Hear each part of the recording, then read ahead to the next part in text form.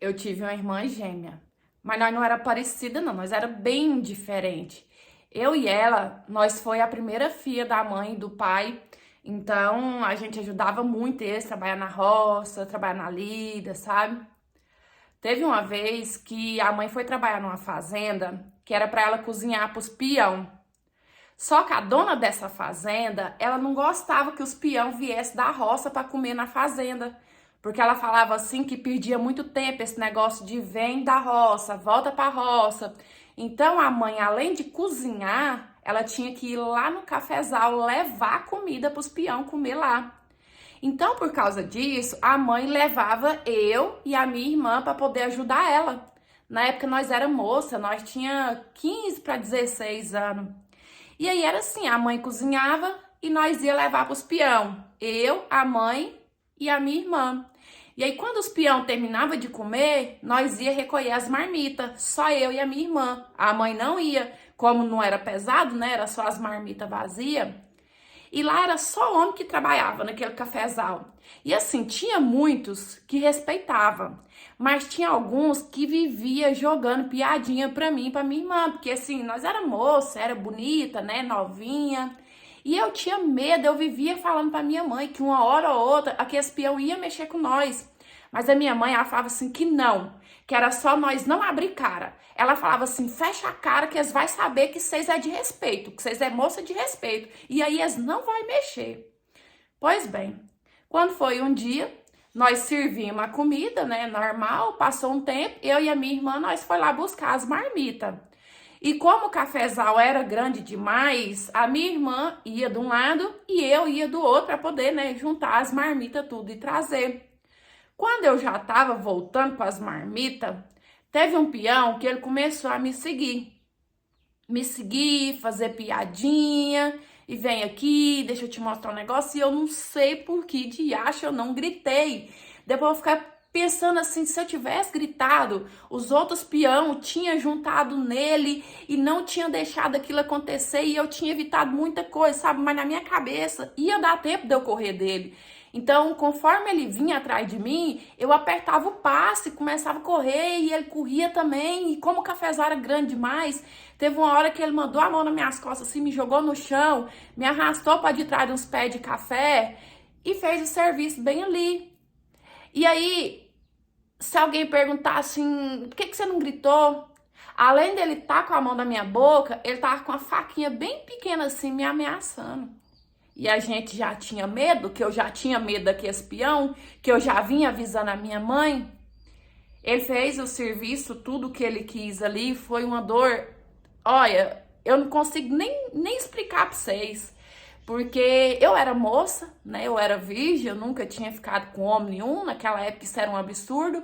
E eu acho que mesmo se não fosse, né, um homem pegar a gente contra a vontade, fazer o que quiser, é uma dor assim no corpo e uma dor também na alma da gente. E aí quando ele terminou, ele falou assim pra mim, veste a roupa e sai daqui, vai embora, vai embora, vai embora. Mas eu não conseguia nem me mexer, eu não conseguia nem chamar, nem pedir ajuda. Quando eu olhei para as minhas pernas, tava assim, tudo sujo de sangue. Então eu não queria voltar pra fazenda. Eu falei assim, se eu voltar pra fazenda, eu vou ter que contar pra todo mundo o que aconteceu. E eu tava com vergonha, eu tava morrendo de vergonha. Então eu larguei aquelas marmitas lá no meio do cafezal mesmo. E ao invés de ir pra fazenda, eu corri pro rio pra tomar banho, pra lavar minhas pernas, pra me lavar, sabe? E aí lá no Rio eu fiquei tomando banho e chorando e tomando banho e chorando. Quando foi no finalzinho do dia, eu não voltei para fazenda. Eu voltei para minha casa. E lá em casa a coisa já estava feia, porque a minha mãe, sem saber o que tinha acontecido, falou pro meu pai assim que eu larguei o serviço no meio da roça e sumi, sabe lá fazer o quê? Meu pai nem perguntou o que tinha acontecido comigo. Eu tava com a cara desse tamanho inchada. Meu pai simplesmente me pegou e, ó, bateu. Porque naquela época a criança era muito rígida. Quem é mais velho vai concordar comigo. Era muito rígido, sabe? O meu pai era daquele assim que olhou pra gente, a gente já sabia que tinha que obedecer. Então eu apanhei quietinha. Eu não contei pra ninguém o que aconteceu. E aquela surra do meu pai também. Tava doendo não, meu corpo tava anestesiado, eu tava com raiva, eu tava com nojo do que aquele homem tinha feito comigo. Não contei pra ninguém. No dia seguinte, eu tive que voltar pro trabalho, porque como eu não contei pra ninguém, como que eu ia falar pra minha mãe, se não vou trabalhar hoje não? Eu tive que ir. E aí, cheguei lá, ajudei a mãe, né, a picar as verduras, os legumes que tinha ali. Nós foi levar as comidas. Na hora que eu fui levar na roça, eu não vi o homem. Quando foi na hora de buscar, né, que eu tinha o meu lado fixo ali, que todo dia eu buscava, eu pensei, é agora. Ele vai me cercar de novo, ele vai fazer isso comigo de novo, e eu não quero ver aquele homem de novo, sabe? Me bateu um desespero assim, que eu falei, eu não posso, mas eu também não podia contar pra minha mãe. Então, o que foi que eu pensei? Eu pedi a minha irmã para poder trocar de lado comigo. Eu não parei para imaginar que ele poderia fazer mal para ela também. Eu só queria evitar ver aquele monstro na minha frente. Então eu pedi minha irmã se ela trocava de lugar comigo, né, de buscar as marmitas no outro lado. Ela perguntou por quê e eu falei que estava enjoada de ir todo dia no mesmo canto. E ela aceitou e nós foi. Aí eu recolhi as marmitas no canto que eu fui, que era dela. Voltei para a fazenda e nada da minha irmã voltar. E minha irmã demorando, e minha irmã demorando, e eu já comecei a pensar, aconteceu alguma coisa com ela. Quando eu tava saindo para ir atrás da minha irmã, a minha irmã chega na fazenda, toda descabelada, toda suja de sangue também, chorando. Só que diferente de mim, ela contou. Ela chegou lá gritando para todo mundo que um peão tinha abusar dela, que um peão tinha feito aquilo. E aí já virou aquele alvoroço, a mãe ficou louca chorando, chamou o dono da fazenda, que era nosso patrão. O dono da fazenda já mandou ir na roça buscar o peão que tinha feito isso, porque ele não aceitava de jeito nenhum. Só que quando chegaram na roça para buscar ele, como a minha irmã veio fazendo escândalo, ele já tinha fugido. Ele não estava lá mais. E nisso, quando bateu nos ouvidos do nosso pai, dos nossos tios, da nossa família, todo mundo começou a buscar esse homem. E a ordem na época era quem pegasse ele primeiro, era para dar cabo do sujeito, era para dar fim mesmo, sabe? Fazer justiça. Mas caçaram e ninguém nunca encontrou aquele homem. E aí, depois disso, o pai não quis mais que nós trabalhássemos naquela fazenda, nem eu, nem a mãe, nem a minha irmã. Ele falou que ia caçar uma outra coisa que não fosse tão perigosa, porque ele também ficou, né, se remoendo. E por incrível que pareça, ninguém desconfiou que tinha acontecido aquilo comigo. Por isso que eu tinha sumido. Ninguém desconfiou, nem minha irmã, nem meu pai, nem minha mãe. Ficou por isso mesmo. Aí, quando foi assim, não sei, deveria ter passado quase 2 meses. Nós já tava mais tranquila. Assim, é claro que a gente tem aquela ferida, né? Porque quem viveu sabe que é uma coisa que fica pro resto da vida. Mas nossa vida já tava entrando nos eixos. E quando eu pensei que a gente ia voltar a viver normal, que nós estava arrumando outro serviço, eu comecei a ficar doente. Doente. Até que a mãe resolveu me levar numa benzedeira. Porque naquela época, primeiro ia numa benzedeira, depois ia no médico. Porque médico não era uma coisa fácil igual agora, sabe? E não era perto da onde nós morava também. Aí minha mãe me levou nessa benzedeira, que diz que era curandeira também, não sei falar o certo. Virou, mexeu, ela olhou em mim, conversou comigo, pegou na minha barriga e ela falou assim pra minha mãe, olha, sua menina, ela não tá doente.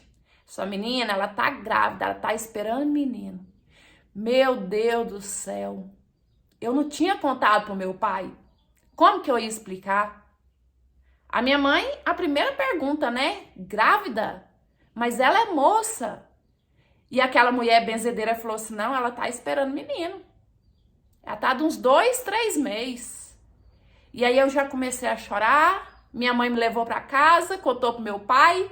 Meu pai já começou a me apertar, quem foi que te desonrou? Que naquela época, desonrar uma moça, ficar com uma moça antes de casar era quase que um crime. Então meu pai me apertando e eu não falava porque eu me sentia culpada do que tinha acontecido com a minha irmã. Se eu contasse, eles iam falar assim, mas por que você não contou para não acontecer com a sua irmã? Então não contei. E eu apanhei grávida. Meu pai me bateu grávida para me contar quem que era o pai. E eu não contei.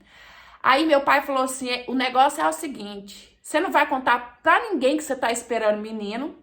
Você não vai sair de casa e nem a sua mãe até esse menino nascer. E eu, por quê, pai? Por quê? E ele não contava. Só obedece. E nisso eu fiquei trancada em casa até o meu filho nascer e a minha mãe também. E quando o meu filho nasceu, a minha mãe e o meu pai falou para todo mundo que aquele menino era filho dos dois. Por quê? Se o povo soubesse que eu tinha tido um filho, ninguém ia querer casar comigo. Então, o pai preferiu esconder, assumir o meu filho, do que ter uma filha desonrada na família. Muitos anos se passou e claro que eu carrego assim a dor ainda, sabe? Eu vou fazer 61 anos esse ano e eu trago comigo esses dois segredos. Eu trago comigo o segredo de quem que é o pai do meu filho e meu filho tá com 44 anos e ele nunca soube que na verdade eu sou mãe dele e não irmã. A minha irmã, ela já é falecida e essa é uma grande culpa que eu carrego também, sabe? De ter deixado ela partir desse mundo sem contar pra ela que tudo aquilo que ela passou, no fundo, foi culpa minha. Oi, meus amores, tudo bem aí com vocês? Eu espero que sim. Eu tô gravando a finalização antes de gravar a história, porque primeiro que a história é um pouco pesada, então eu gosto de me sentir livre pra talvez me emocionar, né? Pra me entregar mesmo ao personagem. E segundo, é que eu quero tentar me caracterizar um pouco, porque como vocês já assistiram aí a essa altura, a personagem já é uma personagem de idade, né? Eu gostaria de tentar entrar mais, de tentar ficar um pouco mais próximo da história dela. Enfim, eu acho que vocês entendem, sempre que eu posso eu gosto de fazer isso. Lembrando que não é pra brincar com a dor de ninguém, não é pra brincar com um assunto tão sério. Quando eu conto esse tipo de história aqui, eu conto no intuito de alertar, de deixar uma lição, sabe? De trocar uma experiência mesmo e quem sabe até diminuir um pouco a dor da pessoa que passou. Claro que precisa de muito mais, precisa de terapia, precisa de tratamento, mas talvez com essa troca de experiência, né, com um monte de comentário de apoio que as pessoas colocam, acaba reduzindo um pouco ali, acaba dando um pouco de conforto a pessoas que já viveram esse tipo de situação. Então eu dei uma breve explicação aqui, tem até gente que fala assim, já que você explica demais, você não tem que dar tanta explicação. É porque sempre tem aquelas pessoas que interpretam de forma errada, né? Ai, ficou assim pra chamar atenção. Então, é claro que eu quero chamar atenção, gente. É o meu trabalho. Mas eu gosto também de tentar entrar o máximo possível no personagem. Tanto que quando é uma história masculina, eu sempre gosto de dar uma caracterizada de forma masculina. Certo? Entenderam? Não sei como saiu a interpretação aí, até porque eu ainda nem interpretei. Mas eu espero que vocês tenham gostado da interpretação, tá bom? Curte o vídeo pra me ajudar, comenta, compartilha. E se você quiser me enviar a sua história pra eu ler, analisar e de repente ela aparecer aqui, eu vou deixar o Instagram, é pelo Instagram que eu recebo e eu aguardo a sua história, tá certo? E é isso, beijão, fica com Deus, fique em paz, até os próximos, tchau, fui!